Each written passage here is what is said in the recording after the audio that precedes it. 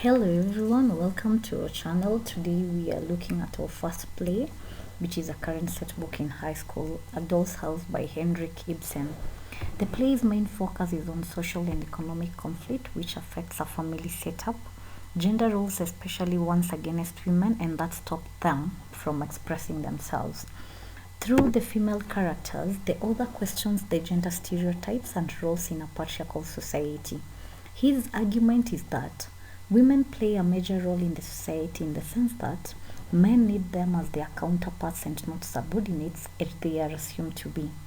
Actually, he is of the idea that women are saviors of their families, husbands, and they should be given a chance to freely live short of the societal expectations and dictates. The play is divided into three acts, which take place in the Helmer's house, and the following are the characters. We have Tovad Hellman, Nora's husband, a father of three, and currently the bank manager and Krogstad's boss. We have Nora, who is his wife and a doll. She is a former classmate to Christine Linde. We have Dr. Rang. He is a medical doctor by profession and a friend to the Tovad and his family at large. Then we have Christine, famously known as Mrs. Linde. She is Krogstad's ex-girlfriend and Nora's former classmate.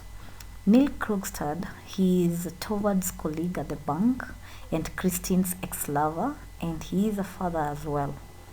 Then we have the Helmer's three children, who are Ivar and Bob, their sons, and Amy, their daughter.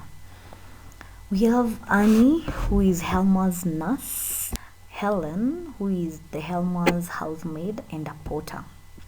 In Act 1, it is on Christmas Eve, and Nora returns home from the market after shopping, accompanied by the porter, who she pays 50 or double the agreed amount, and tells him to keep change while eating some macaroons, which she is forbidden to take, and later denies to having taken any to her husband. Nora wants the Christmas tree hidden from her children, only to be revealed and lit in the evening. On arrival, Tovad Helmer comes out of the study room and addresses her affectionately using diminutive names. She calls her my squirrel, my little skylark, my songbird. She shows him the various gifts she has bought for the kids and the maids, although he jokingly says she is a spendthrift. Nora is quickly to proudly tell her husband that they, that is Nora and Tovad, can afford to be luxurious since his new appointment in the bank means he is going to earn huge amount of money. The family is happy with this Christmas celebration, for they had not celebrated the previous one due to economical strains of the time. Tovad replies that he will only take over that position after New Year, although Nora is of the opinion that they can spend on credit until Tovad is paid. This thought irritates him. He reminds her that if something was to happen to make them unable to pay off their loan, they would be in trouble. He tells her how much he dislikes debts and says, "A home that depends on loans and debts is not beautiful because it is not free." Nora is disappointed by his stand. In agreement with his opinion, Nora says, "Everything as you wish, Tovad." Tovad tries to cheer up his wife by offering her more money for Christmas upon realizing her low moods. Nora, alive all over again and thankful for this generous act, asks her husband to give her some money so that she can pick out the perfect thing and buy it herself, after he constantly insisted on knowing which gift she would prefer for Christmas. Tovad again claims that Nora is extravagant, an attribute he thinks she has inherited from her family, especially her father. However, he says he loves his lovely little singing bird just the way she is, and he does not wish her to change. The two discuss that evening's Christmas festivities and the invitations of Dr. Rang to dinner. Tovad says Dr. Rang knows that he is always welcome and therefore does not need to be invited. Despite that, Tovad promises to invite Dr. Rang when he visits that morning, before resuming their discussion of how great it is that Tovad will now have a wonderful and promising job. In a flashback, Tovad remembers the most boring time of his life in the events of the previous Christmas, when Nora shut herself up in a room until very late every night for 3 weeks to make Christmas ornaments. Unfortunately, Torvald is disappointed for Nora had very little to show for all of her toil when she was finished after the cat got into the room and destroyed all her hard work. Torvald is happy for their current financial breakthrough. The doorbell rings and the maid, Helen, reports to them that Dr. Rank has arrived to see Torvald, and there is a lady as well who wanted to see Nora. Dr. Rank goes straight to Torvald's room while Mrs. Linde meets Nora. Hesitantly, Nora says hello to the strange visitor, and she realizes without any doubt that she can hardly recognize her. Immediately after, she remembers her. This is Christine Linde, her infancy friend, but she observes that Mrs. Linde has totally changed since they lastly met 9 or 10 years ago. She has just arrived by the steamer and claims she looks paler and thinner. Nora is genuinely sorry for failing to condole with her 3 years earlier when she read in the papers about the sudden death of her husband. Nora asks if her husband had left behind good sum of cash and children, but she denies these claims. This shocks Nora, forcing her to ask her once more if he left her nothing at all then. Mrs. Linde says that he did not even leave an ounce of grief, but if this sentiment is lost on Nora. She laments how unpleasant it must have been before shifting to talk about her 3 beautiful children, that is Ivar, Bob and Amy, and then apologizes to Mrs. Linde for focusing about her own life instead of listening to her. But before she listens, she must tell her about her husband's new position in the bank, which will bring the family's pots and pots of money, which excites Miss Linde as well. Nora tells Miss Linde that life has not been smooth for her, and she once had to work as well, doing tasks like sewing and crocheting. Torvald, on the other side, had been forced to take more than one job, which made him sick, and was advised to seek medical attention in Italy, which costed the family, with Nora being pushed to get some money from her father. The family left for Italy just about the time that Nora's father died. Nora excitedly says that her husband has been completely well since returning from Italy, and that the children are very healthy too. She apologizes again for bumbling on about her happiness and monopolizing the conversation. Following the need to save her healing mom and taking care of her 2 young brothers, Mrs. Linde confesses about settling and getting married to a man she wasn't fond of. She ended up turning down her longtime lover. His business collapsed following his death, which left her penniless. She tried doing odd jobs to support her family, but she is finally free because her mother died and her brothers are all grown now. She adds that with no dependents, she is even sadder because she has no one for whom to live for. She reveals that she came to town to find some office work. When Nora protests that Miss Linde ought not to work, Mrs. Linde snaps that Nora could not possibly understand the hard work she had to do. She quickly apologizes for her anger, saying that her predicament has made her bitter. She explains that because she has no one to work for whom to work for, she must look after herself only, which has made her selfish. She admits that she is happy at the news of Torvald's new job because of the positive impact it could have in her life. Nora promises to talk to her husband about helping her to secure a job.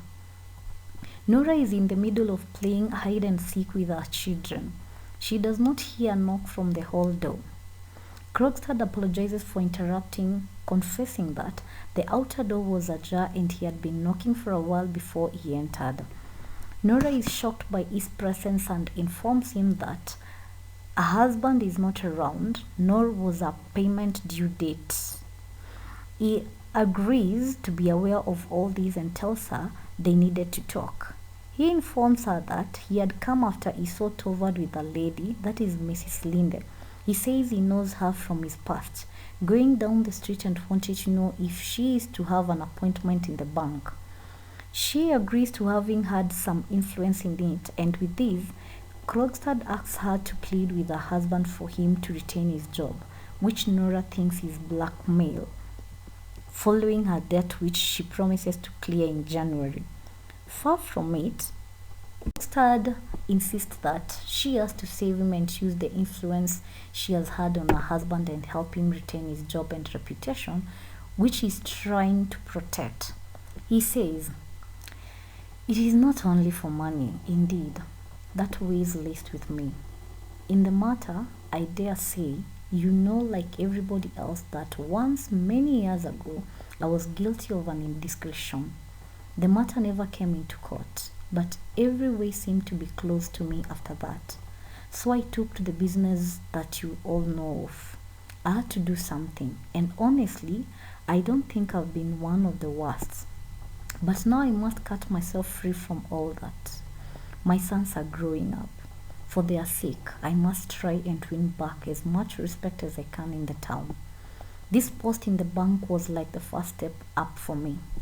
And now your husband is going to kick me downstairs again in the mud."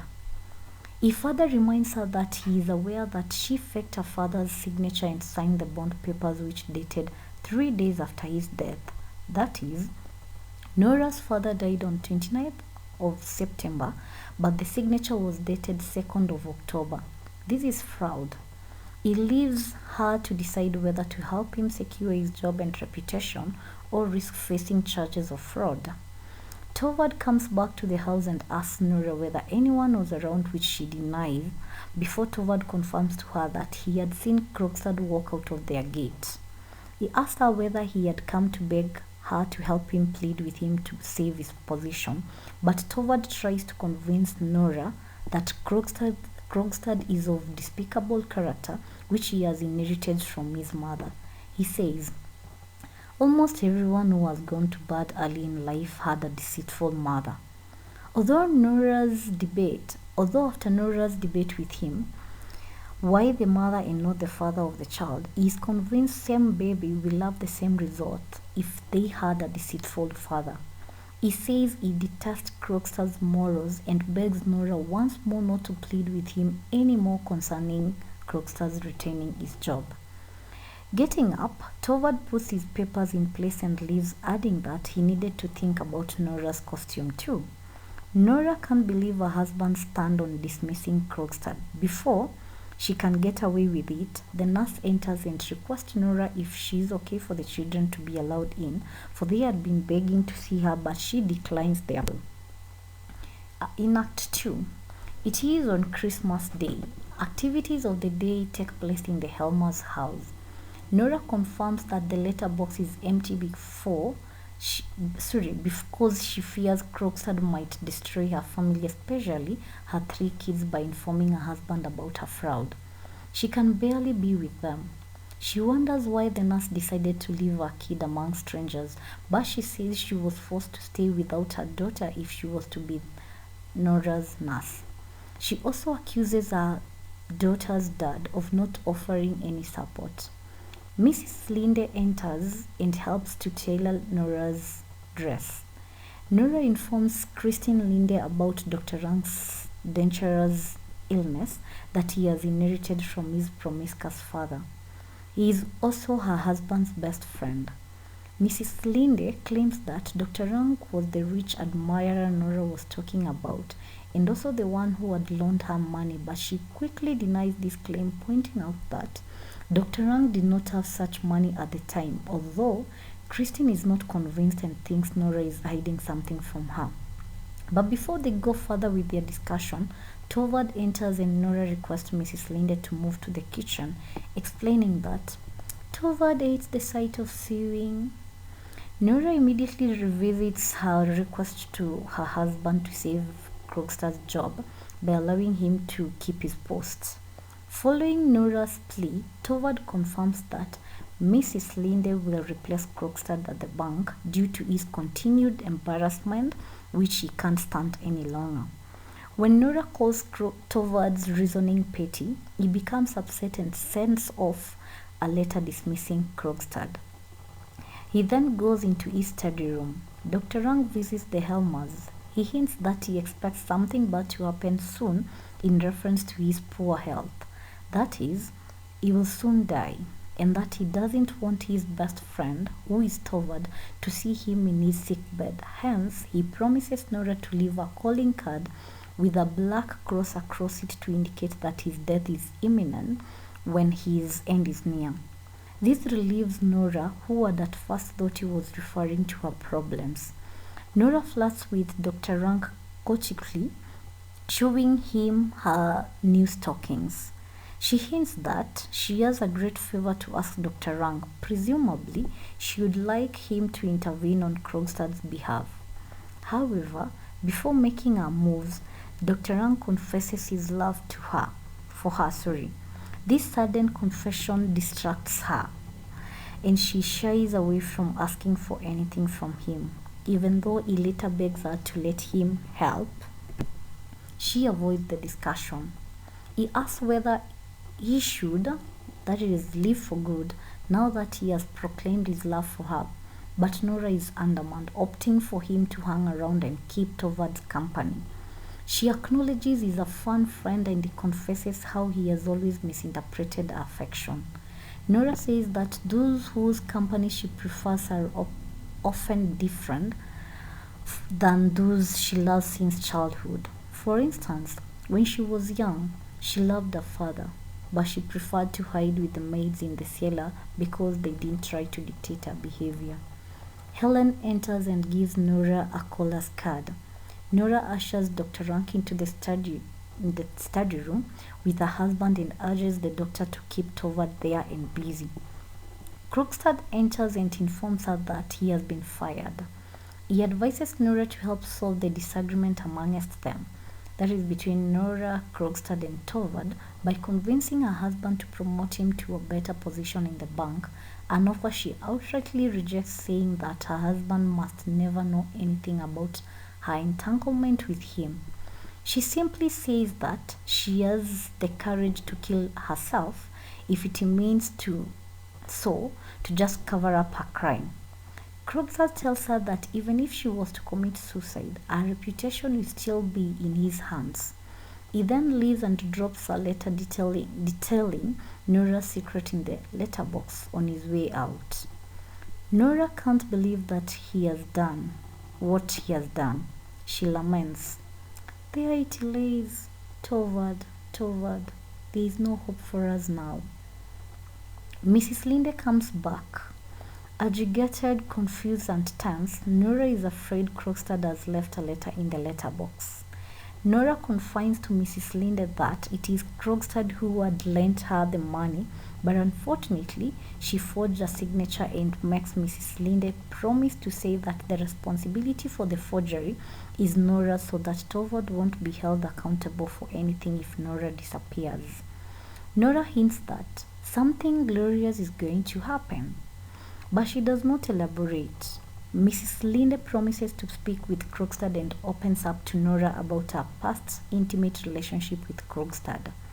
She leaves and Nora tries to tactically ground her husband.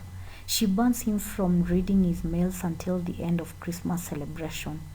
When Torvald enters the living room, Nora makes him promise not to do any work for the remaining part of the night, so that he can help her prepare the tarantella that she will dance at the costume party.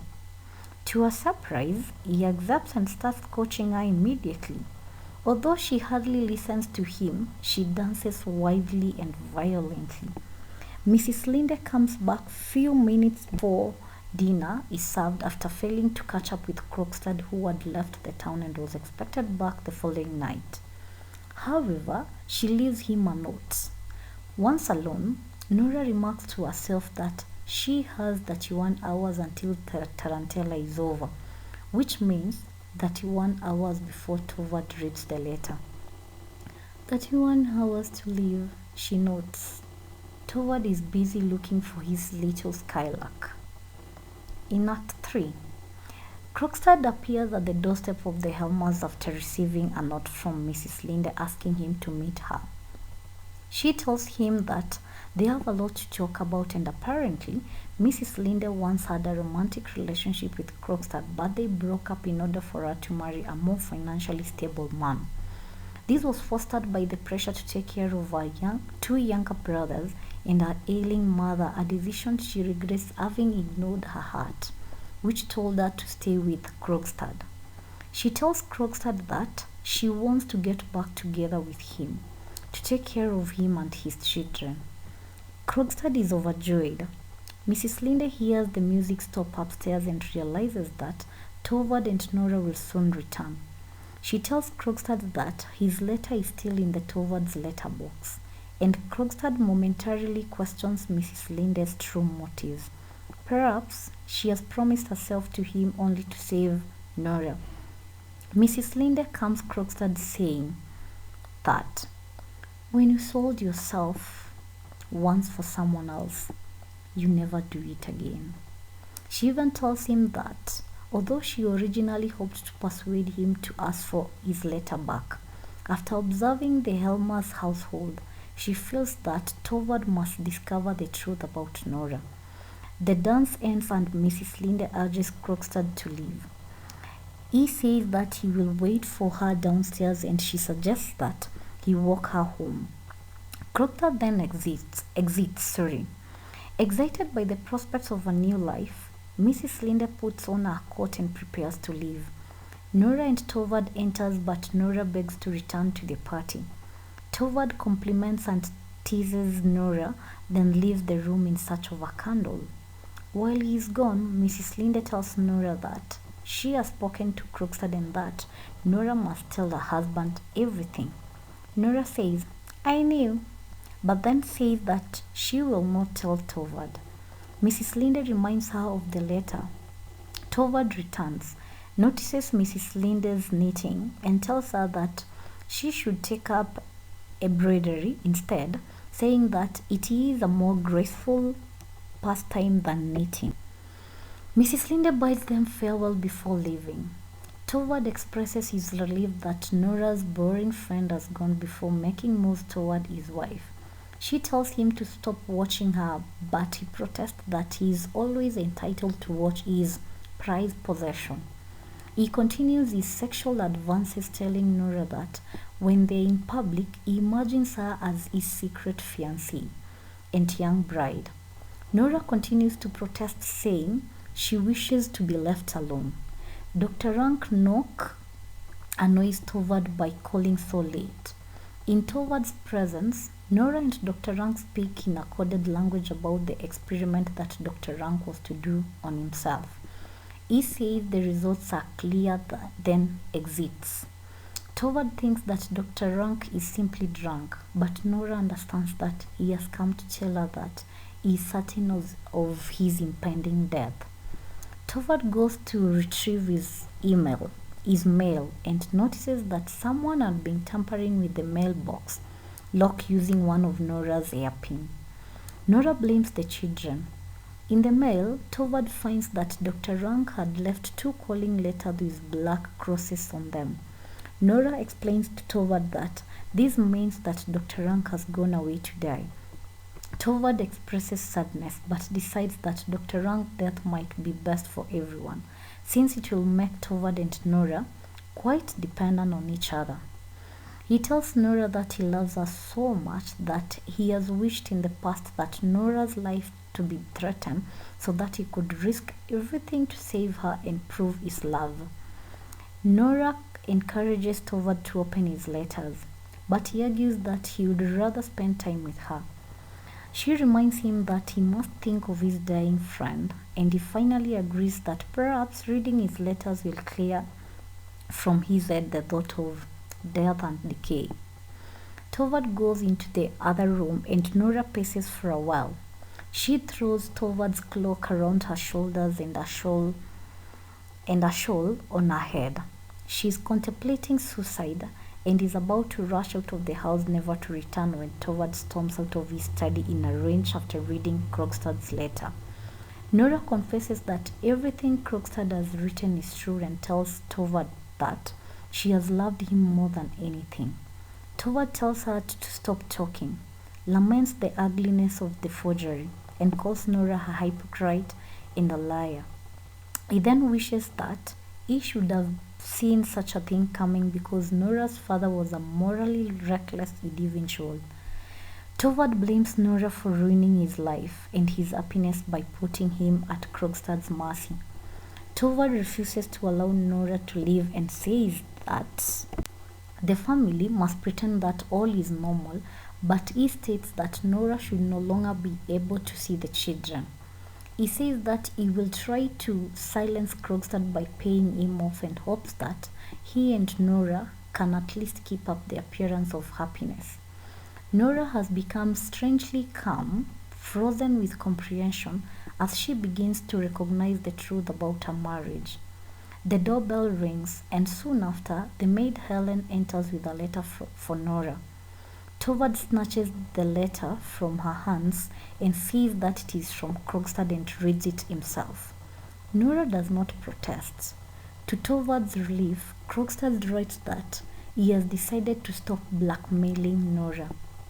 In his letter, Krogstad includes Nora's promissory note, the one on which she forged her father's signature. Toward relaxes, rips up the contract, throws it in the stove, and tells Nora that life can go back to normal. Nora, on the other hand, has sacrificed her own will all her life by allowing her father and Toward to indulge theirs. She can't believe she almost lost her marriage and prestige simply by being good to her family. It dawns on her that her marriage wasn't based on love, sacrifice, and unity, but selfishness. She has been her husband's doll all through. The author suggests that one finds himself or herself not in an independent life, but rather in a dependent one. Will. The play presents Nora as a typical doll who is controlled by her husband Toward, and she's somehow not supposed to air her views. She exits her doll's house with a door slam, emphatically resolving the play with an act of bold self-assertion. It's an interesting one, and thank you for listening. Bye bye. Remember to subscribe, like, comment, and share. Bye for now.